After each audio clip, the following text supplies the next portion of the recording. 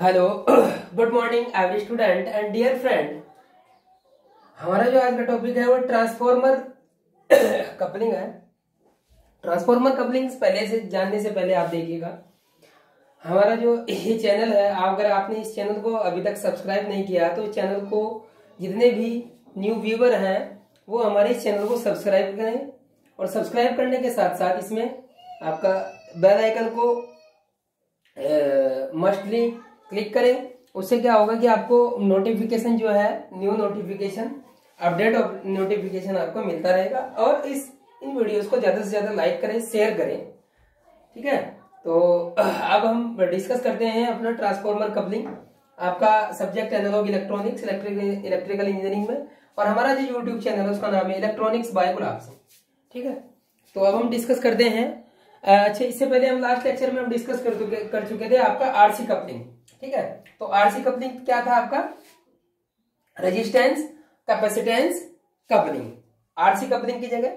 अब हमने वहां पर क्या किया था, यहाँ पर हमारा जो लगा हुआ था, यहाँ इस एरिया में आपका कपलिंग कैपेसिटर लगा हुआ था, ठीक है। तो अब कपलिंग कैपेसिटर का काम क्या करेगा? आपका ट्रांसफॉर्मर करेगा, ठीक है। मेन जो डिफरेंस है उसको समझिए। तो कपलिंग कैपेसिटर का जो काम जो वर्क कराया जा रहा है वो किससे कराया जा रहा है? ट्रांसफॉर्मर से, ठीक है। और पूरा का पूरा कॉन्सेप्ट आपका एज इट इज रहेगा। और इसमें क्या होता है कि आपका वहां पर आपका लोअर फ्रीक्वेंसी और हायर फ्रीक्वेंसी को आप यूज नहीं कर पा रहे थे, यहाँ पर क्या करेंगे आप इसको लोअर फ्रीक्वेंसी और हाई फ्रीक्वेंसी को भी यूज कर पाएंगे, ठीक है। दूसरा यहाँ पर क्या होता है कि इसमें बेनिफिट आपका क्या है कि इम्पीडेंस मैचिंग आप बड़ी आसानी से कर सकते हैं।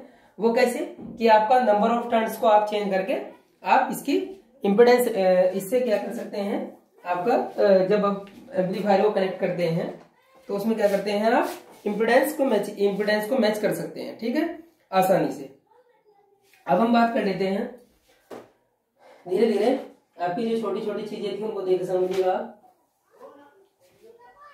सबसे पहले हम बात करते हैं कि आपका जो R1 R2 और RE है वो बाइसिंग रजिस्टर है, ठीक है। तो वो बाइसिंग रजिस्टर क्या करते हैं, मैंने आपको पहले भी बताया था कि हमारा जो ट्रांजिस्टर है ये कॉमन एमिटर मोड में है। इन ट्रांजिस्टर का कॉमन एमिटर मोड में कॉमन एमिटर मोड में ही, और दूसरा क्या है कि आपका ऑपरेटिंग पॉइंट पे ही उसको स्टेबल करने के लिए ये आपके क्या करते हैं, हेल्प करते हैं, ठीक है। R1 R2 और जितने भी आपके रजिस्टर है, बाइसिंग रजिस्टर है, ठीक है। तो हेल्प करते हैं किसमें? ऑपरेटिंग पॉइंट पर स्टेबल रहने के लिए, क्योंकि ऑपरेटिंग पॉइंट पर अगर स्टेबल रहेगा आपका एम्पलीफायर तो आपको जो आपका सिग्नल एम्पलीफाई हो रहा है वो उसमें कोई डिस्टोर्शन नहीं आएगा, वो आपको विदाउट एरर आपको आउटपुट पर मिलेगा, ठीक है।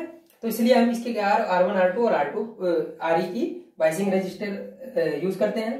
दूसरी बात, सबसे पहले आपको बताया था मैंने कि आप कपलिंग क्यों यूज करते हैं। कपलिंग यूज करने का सबसे मेन पर्पज क्या है कि आप जो आपका अल्टरनेटिंग करंट है AC जो है वो क्या हो जाए, आपकी पास हो जाए, और DC क्या हो जाए, आपकी आइसोलेट हो जाए, ठीक है, ट्रांसफर हो जाए। मतलब इस हैंड से फर्स्ट स्टेज से सेकंड स्टेज पर आपका AC तो हो जाए ट्रांसफर, और सेकंड आपका DC क्या हो जाए, आपकी आइसोलेट।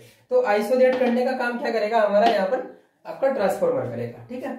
जो आपका CE बाईपास कैपेसिटर है वो AC कंपोनेंट को पास कर देता है और आपका नेक्स्ट स्टेज पर भेज देता है, उसको क्या हो जाता है, आपका एम्पलीफाई हो जाता है सिग्नल। अब एडवांटेज देखिए, मैंने बताया था आपको इम्पीडेंस मैचिंग। इम्पीडेंस मैचिंग आप आसानी से कर सकते हैं इसमें। अब थोड़ा सा इसका वर्किंग प्रिंसिपल की बात कर लेते हैं।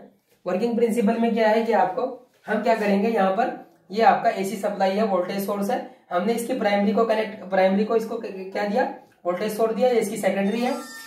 अब इस प्राइमरी से सेकेंडरी में हमने वोल्टेज सोर्स दिया, यहाँ पर आपका AC सप्लाई है, यहाँ पर DC सप्लाई है, ठीक है। तो DC सप्लाई हमने यहाँ से इसको कनेक्ट किया और AC से यहाँ से। उसके बाद देखिए अभी से प्राइमरी से क्या होगा कि आपका मैंने बताया आपको ट्रांसफॉर्मर ओनली एंड ओनली आपका AC पर वर्क करता है। Transformer only and only AC पर वर्क करता है, ठीक है, DC पर नहीं, नॉट DC, ठीक है। तो अब प्राइमरी से सेकेंडरी पर ट्रांसफर हुआ आपका वोल्टेज, आपने क्या किया, यहां से आप क्या करेंगे, अब आप ट्रांसफर करेंगे तो यहाँ पर अब जब आपने वोल्टेज सोर्स अप्लाई किया तो यहाँ पर एसी सप्लाई तो डीसी कंपोनेंट तो यहाँ पर नहीं होंगे यूज।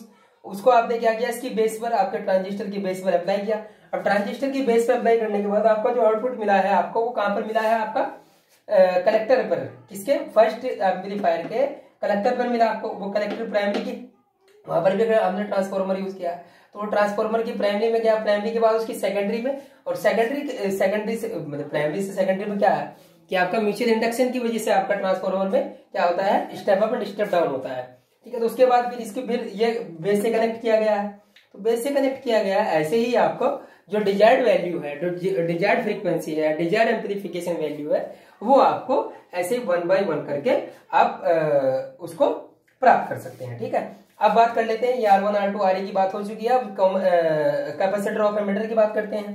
कैपेसिटर ऑफ एमिटर क्या है कि आपका, मैंने बताया था कैपेसिटर आपका X = 1/2 पाई FC, X = 1/2 पाई FC। तो ये क्या करता है, आपका जितने भी आपके एसी कंपोनेंट है उनको पास करेगा, और डीसी को ये क्या करेगा, ब्लॉक करेगा।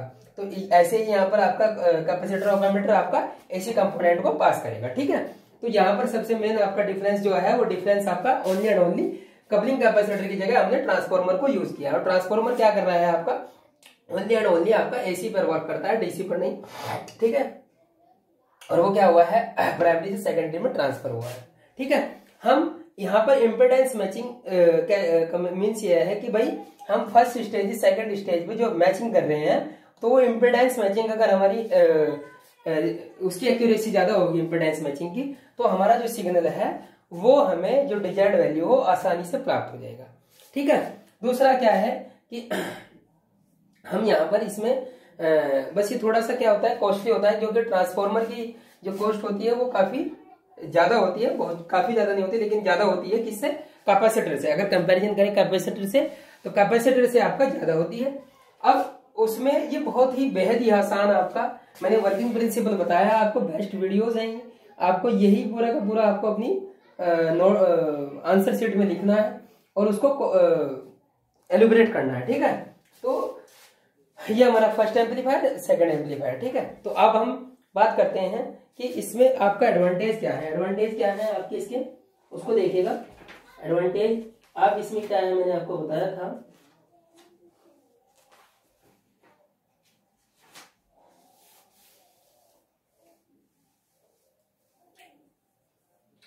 अब देखिए, हम इसके एडवांटेज की बात कर लेते हैं। इसमें जैसे आपका हम एडवांटेज की बात करते हैं, तो ये एक्सीलेंट इम्पीडेंस मैचिंग है। सेकंड मैचिंग के कारण ये वोल्टेज गेन आपको मैक्सिमम देता है। उसके बाद इसकी एफिशिएंसी काफी ज्यादा होती है, और उसके बाद पावर लॉसेस कम होते हैं। ठीक, पावर लॉसेस कम होते हैं। ठीक, अब हम इसके डिसएडवांटेज की बात कर लेते हैं। डिसएडवांटेज में क्या है, इसका फ्रीक्वेंसी रेस्पॉन्स कर्व अच्छा नहीं होता, तो इसलिए क्या होता है कि गेन के साथ परिवर्तित होता रहता है, चेंज होता है। गेन के साथ क्या होता है, आपका चेंज होता रहता है, क्योंकि यहाँ पर आप ओनली एंड ओनली एसी को यूज करते हैं। ठीक है, तो एसी जो आपका, क्योंकि ट्रांसफॉर्मर आपका एसी पर वर्क कर पाता है। दूसरा, ये कॉस्टली हो जाता है। ट्रांसफर सर्किट आपका काफी साइज भी उसका बड़ा हो जाता है उसके साथ साथ, और उसमें वेट भी बढ़ जाता है, क्योंकि ट्रांसफॉर्मर वेटेड होता है। ठीक है, अब उसके बाद बात कर लेते हैं इसके एप्लीकेशन की। एप्लीकेशन कहाँ यूज करेंगे आप इसको, इम्पीडेंस मैचिंग में, और आपका रेडियो फ्रीक्वेंसी सिग्नल में, और टीवी रिसीवर में आप इसको यूज करेंगे। ठीक है, तो आप यहाँ पर क्या है, आपकी जो मीडियम फ्रीक्वेंसी है या आपकी हाई फ्रीक्वेंसी है, वहां पर भी आप इसको आपको यूज कर सकते हैं, इसमें आपका ट्रांसफॉर्मर कपलिंग को। तो ट्रांसफॉर्मर कपलिंग के कुछ एडवांटेज डिसएडवांटेज मैंने बताया आपको, और वहां पर मैंने उसके एडवांटेज और डिसएडवांटेज बताए थे आपको आपका आरसी कपलिंग के। ठीक है, तो थैंक यू वेरी मच। आप इन वीडियोस को वॉच करें। वॉच करने के साथ साथ इनसे अपना जितना भी मटेरियल है उसको कलेक्ट करें। कलेक्ट करने के साथ साथ बेस्ट वीडियोस हैं, क्योंकि मैंने काफी शॉर्ट वीडियोस बनाई है और आपको मटेरियल्स आपको मैक्सिमम प्रोवाइड कराया है। ठीक है, और उसके साथ साथ मैं आपके उज्जवल भविष्य की कामना करता हूं, और उसमें क्या है कि आप लोग अपनी इस स्टडी को कंटिन्यू रखें, और कंटिन्यू रखने के साथ साथ अपना जो भी आपका आगे का कार्य है, आपका एग्जाम है, उसको भली भांति दें। Thank you very much. और